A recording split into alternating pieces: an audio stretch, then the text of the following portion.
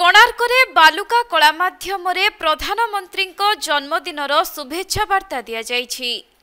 तेबे आज गोटिए पटे चली विश्वकर्मा पूजा एवं अन्य पटे प्रधानमंत्री नरेंद्र मोदी जन्मदिन थिबारु सारा भारत रे विभिन्न प्रकार कार्यक्रमर आयोजन करा जाइछि। सेहिपरि कोणार्करे एक भिन्न शैली रे प्रधानमंत्री को जन्मदिनर शुभेच्छा जणाइबा पई जनाशुना बालुका कलाशिल्पी सरिता गच्छायत एवं तांको भौणी शिल्पा गच्छायत निज कला माध्यमरे शुभेच्छा वार्ता प्रदान करिसेंती। आज्ञा आज मोदी जी जन्मदिन उपलक्षे आम आम सैंड आर्ट गैलरी तरफ मोदी जी को जन्मदिन गिफ्ट भाव सैंड आर्ट जरिए आर्ट दर्शाइछु।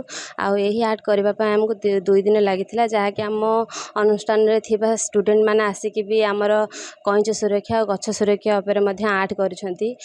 मोदी जी को सब स्टूडेंट मैंने विश जनइछंती। आमर कोणार्क अंचल थिबा लोक मैंने भी आमको बहुत सपोर्ट करती। बहुत भल लगे मोदी जी आर्ट करी। पुरीरू प्रकाश कांडी रिपोर्ट कोणार्क लाइव।